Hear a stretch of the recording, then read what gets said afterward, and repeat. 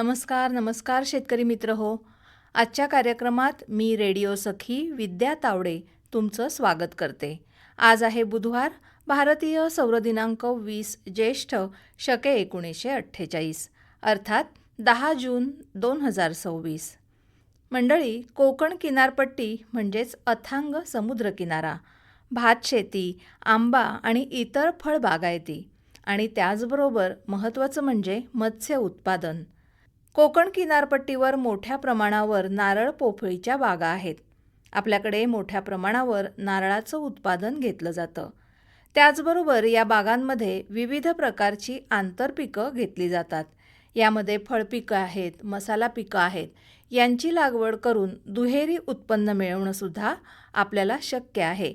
अशा या समृद्ध पिकांमुळेच कोकणचं वैभव अधिक खुलून येतं. मंडळी, खरीप हंगाम हा जसा भात, नाचणी, वरी यांच्या लागवडीचा हंगाम आहे, तसाच अनेक प्रकारची वैशिष्ट्यपूर्ण अशी फळपिकं आपल्या कोकणामध्ये होतात. यामध्ये फणस, आंबा, काजू, नारळ, सुपारी, कोकम अशा विविध फळपिकांचा समावेश होतो. तर आज आपण नारळाची नवीन लागवड आणि जोपासना याविषयी प्रादेशिक नारळ संशोधन केंद्र भाटे येथील कृषी विद्यावेत्ता डॉक्टर किरण मालशे यांची ऋचा गद्रे यांनी घेतलेली मुलाखत ऐकूया. नमस्कार शेतकरी बंधूंनो, नारळ हे एक उद्यानवर्गीय पिकापैकी महत्त्वाचं असं बागायती पीक आहे. नारळ हा कल्पवृक्ष म्हणून आपल्या सगळ्यांना परिचित आहे. भारताचा विचार केला तर विशेषतः किनारपट्टीच्या प्रदेशामध्ये नारळाची मोठ्या प्रमाणात लागवड दिसून येते.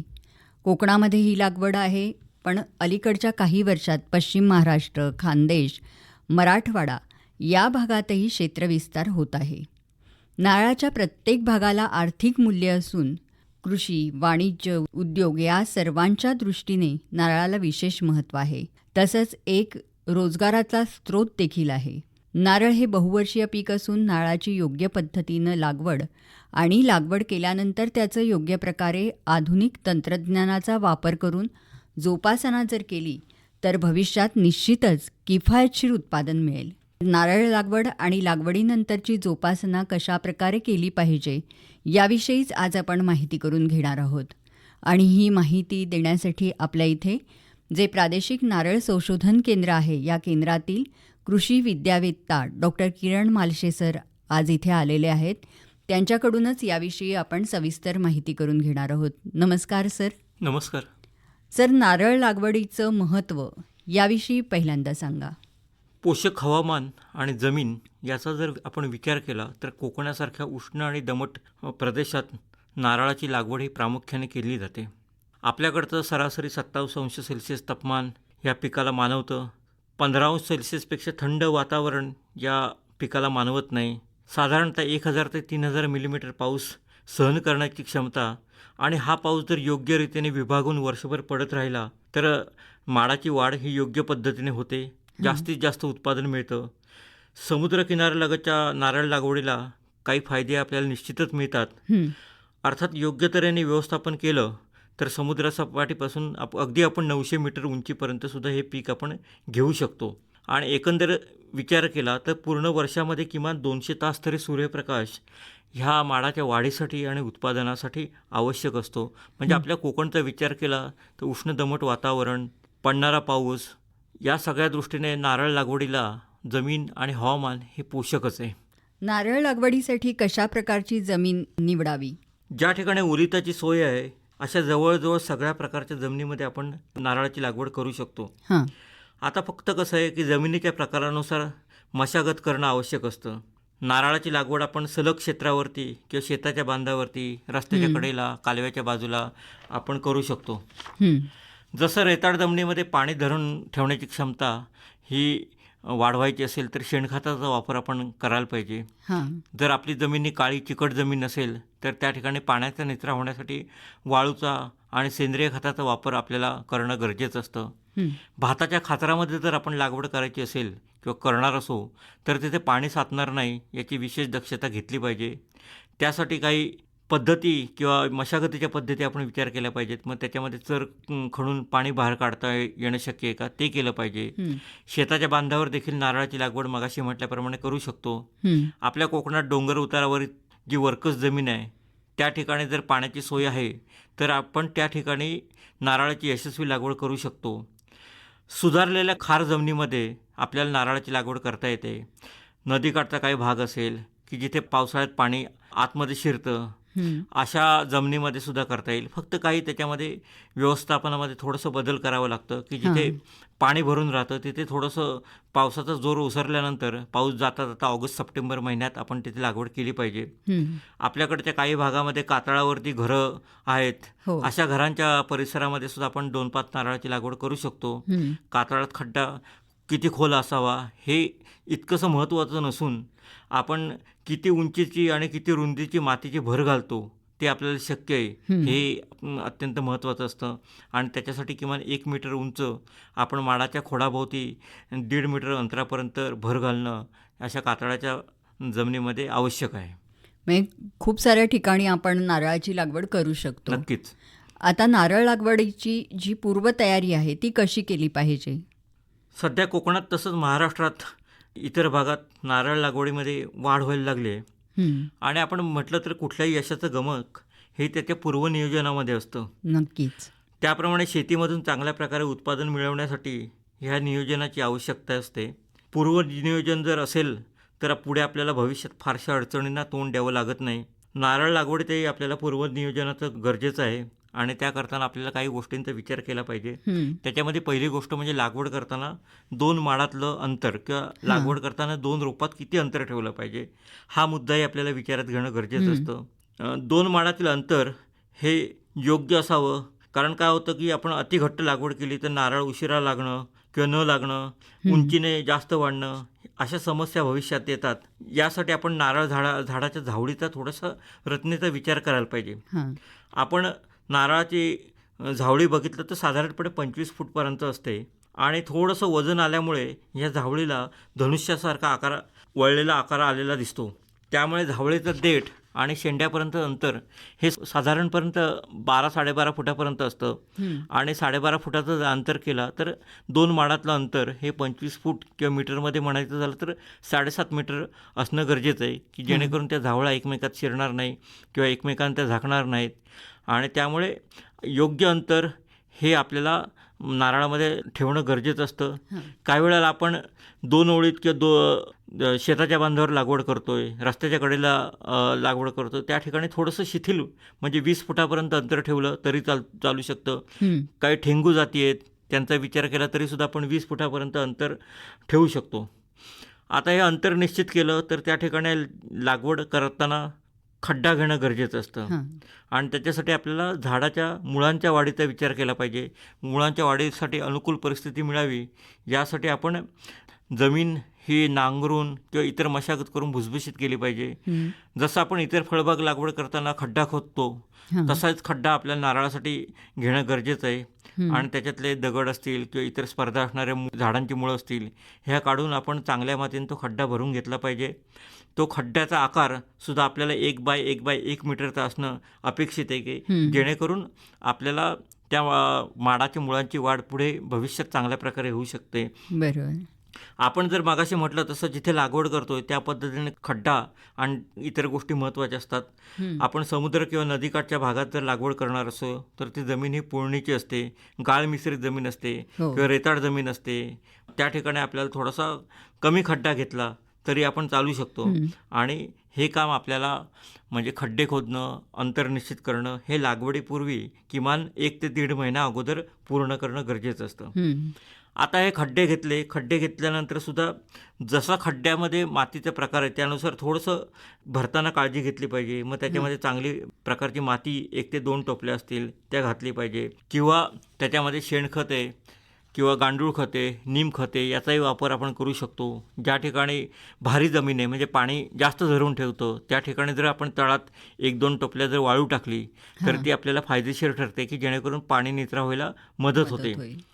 त्याच्यानंतर खड्डा भरताना शेणखत असेल 1-1.5 किलो सिंगल सुपर फॉस्फेट किंवा कुठल्याही किडीचा किंवा मुंग्यांचा प्रादुर्भाव होऊ नये म्हणून कीटकनाशकाची पावडर ही आपण भरून एक सपाट अंतरावरती म्हणजे जमिनीपासून सपाट टप्प्यामध्ये ते खड्डे आपण भरून घेतले पाहिजेत की जेणेकरून पावसाचं पाणी त्यामध्ये खड्ड्यात साचणार नाही किंवा तुंबणार नाही.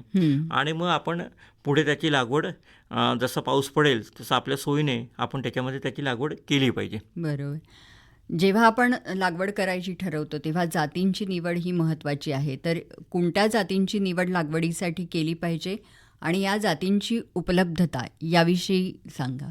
आपल्या नारळ संशोधन केंद्रामध्ये गेले 70-71 वर्ष नारळांच्या विविध जातींचा अभ्यास करण्यात येत आहे आणि त्या आधारे आपल्या कोकणामध्ये किंवा आपल्या भागामध्ये चांगल्या प्रकारे उत्पन्न देतील, जे बदलतं वातावरण आहे त्याच्यावरती चांगला तग धरू शकतील, कीड रोगाला कमी तुलनेत बळी पडतील, अशा काही जातींवरती काम केलं गेलं आणि त्याच जातींची शिफारस ही लागवड करायला केलेली आहे. नारळाच्या जातींचा विचार केला तर 2 प्रकार पडतात त्याच्या वाढीवरून, एक उंच जात आणि दुसरं ठेंगू जात आणि तिसरा प्रकार म्हणजे संकरित जात. याच्यामध्ये उंच जातीमध्ये आपले बाणवली, प्रताप, लक्षद्वीप या काही जाती येतात. Orange dwarf, green dwarf, Gangabondam, green dwarf अशा काही बुटक्या जाती येतात आणि ह्या अशा दोन्ही प्रकारच्या जातींचा संकर करून की त्याला आपण TD किंवा DT असं म्हणतो, ह्या संकरित जाती किंवा कोकण भाटे कोकोनट हायब्रिड 1 अशा काही संकरित जाती आहेत. त्या जातींचा विचार आपल्याला आपल्या प्रकारच्या जमिनीचा प्रकार, आपली गरज याचा विचार करून निवड करणं गरजेचं आहे. बरोबर. निवड केलेल्या जातींच्या रोपांची लागवड आपल्या शेतामध्ये कशा प्रकारे केली पाहिजे? मगाशी आपण म्हटलं की नारळासाठी लागवडीला 1 घनमीटरचा खड्डा घेतला, तो चांगल्या प्रकारे भरून घेतला. त्या खड्ड्याच्या मध्यभागी आपल्याला एक छोटासा नारळ त्याचा गाडला जाईल तेवढासा खड्डा खणून जास्तीत जास्त 1 फुटापर्यंत खड्डा जातो. त्या खड्ड्यामध्ये नारळ हा पृष्ठभागापर्यंत गाडला जाईल अशा पद्धतीने त्याची लागवड केली पाहिजे.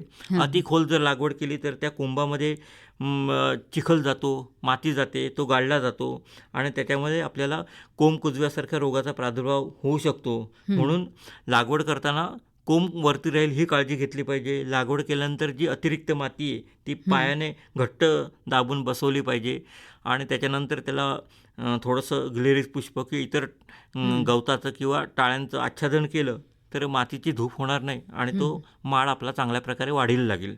आता अशा पद्धतीने म्हणजेच योग्य तंत्र अवलंबून लागवड केल्यानंतर पुढे आपण कशा प्रकारे काळजी किंवा या रोपाची निगा राखली पाहिजे? लागवडीनंतर त्या रोपांची काळजी घेणं हे फार महत्त्वाचं असतं. जर आपण काळजी घेतली नाही तर वाढ योग्य प्रकारे होत नाही.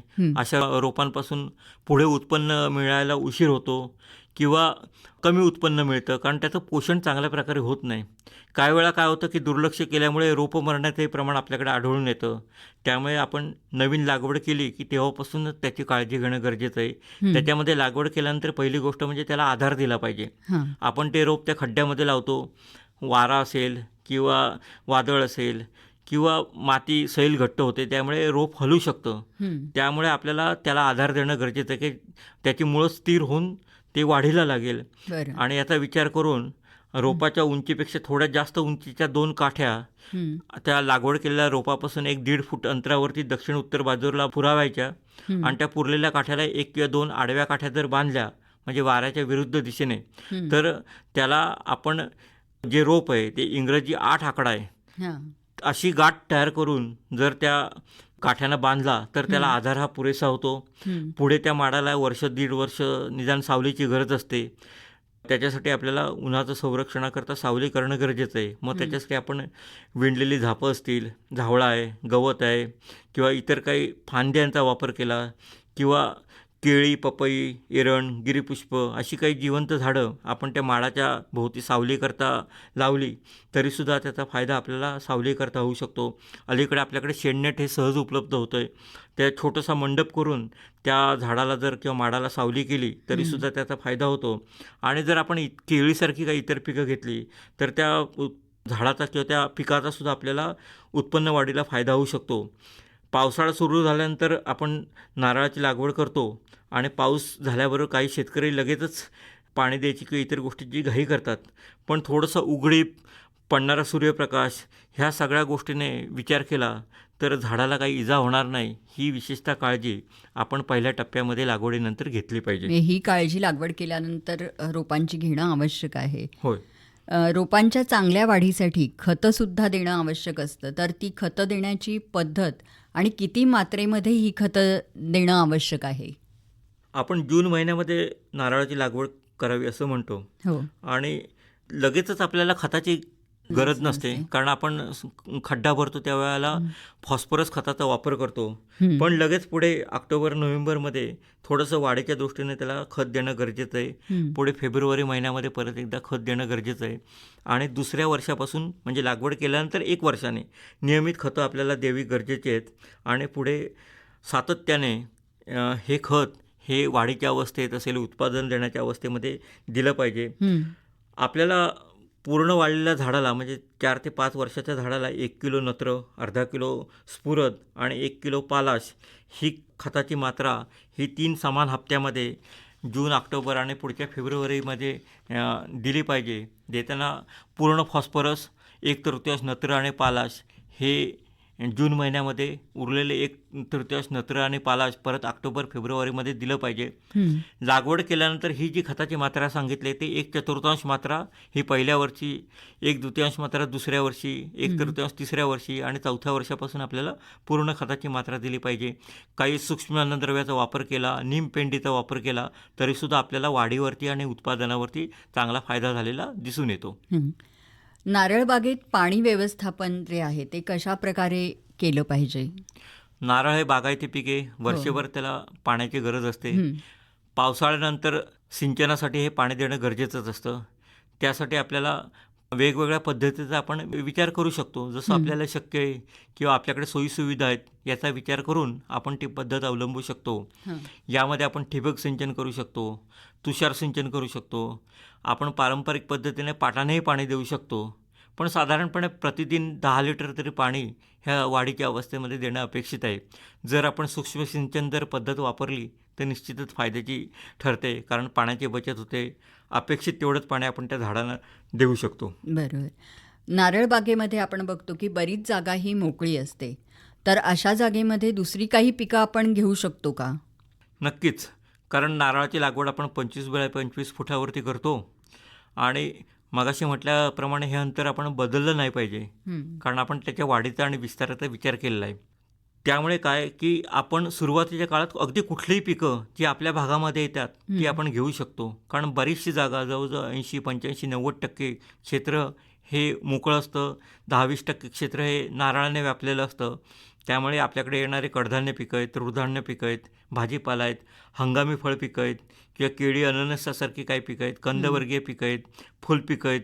अशी एकंदर स्थानिक परिस्थिती बघून आपण ती आंतरपीक म्हणून लागवड करू शकतो. पुढे वाढ होत जाईल तशी मसाला पिकांचा अंतर्भाव आहे, लाखी बागेसारखं तंत्र आहे, हेही आपण पुढे भविष्यात अवलंबू शकतो. बरोबर. म्हणजे यामध्ये चांगली आंतरपिकं घेऊन आपण त्यापासून दुहेरी फायदा घेऊ शकतो. हो. सर, आत्ता आपण बरीचशी कामांची ओळख करून घेतली, पण अजूनही काही कामं नारळाच्या बाबतीत करावी लागतात का? निश्चित करावी लागतात, कारण कसं असतं की आपण नारळ बागायती पीक म्हणतो, पाणी देतो, इतर त्या ठिकाणी तणांचं वाढ झालेली असते. त्यामुळे आपलं शेत हे नियमित तणविरहित असणं गरजेचं आहे. बरोबर. निदान झाडाच्या किंवा ते लावलेल्या माडाच्या भोवताचं जे अळं आहे ते निश्चितच नेहमी स्वच्छ ठेवणं गरजेचं आहे. काही वेळा काय असतं की आपल्याकडे पाणी हे बाष्पीभवनाने वाहून जातं, त्यामुळे आपल्याला पाण्याचं संवर्धन व्हावं किंवा आपण त्याला मॉइश्चर कॉन्झर्वेशन म्हणतो, त्या दृष्टीने विचार करायला आपण आच्छादन जर तंत्र वापरलं, मग त्याच्यामध्ये पाल्यापाचोळ्याचं आच्छादन असेल, गवताचं आच्छादन असेल, तेही आपल्याला फायदेशीर ठरतं. तणाचं नियंत्रण होतं. पाणी आपल्याला तुलनेमध्ये कमी देणं गरजेचं असतं आणि हा जो पालापाचोळा किंवा गवत आहे हे कुजल्यानंतर आपल्याला पुढच्या वेळेला ते सेंद्रिय खत त्या झाडाला मिळतं. आपल्याकडे श्वापदं असतील, उन्हाळ जनावरं असतील, गुरं असतील, यांच्यापासून संरक्षण होण्यासाठी सुद्धा आपल्याला कुंपण किंवा इतर काही आपण संरक्षणाच्या दृष्टीने विचार करणं गरजेचं आहे. तर शेतकरी मित्र, नारळाची जेव्हा आपण नवीन लागवड करतो तेव्हा त्याची लागवड कशी करायची आणि त्याची जोपासना कशी करायची याविषयी सरांनी आपल्याला खरंच खूप उपयुक्त अशी माहिती दिलेली आहे. तेव्हा या सगळ्या गोष्टींचा अवलंब तुम्ही लागवड करताना आणि पुढे त्यांची निगा राखताना नक्कीच करा. सर, तुम्ही इथे आलात आणि आमच्या शेतकरी बांधवांना खरोखरच खूप उपयुक्त अशी माहिती दिलीत. त्याबद्दल आकाशवाणीच्या वतीने आणि आमच्या शेतकरी बांधवांच्या वतीने मी आपले आभार मानते. नमस्कार. नमस्कार. नारळाची नवीन लागवड आणि जोपासना ही डॉक्टर किरण मालशे यांची रुचा गद्रे यांनी घेतलेली मुलाखत आत्ताच आपण ऐकलीत. बरं तर मंडळी, याबरोबरच आजचा आपला आमचं घर आमचं शेत हा कार्यक्रम संपला. नमस्कार.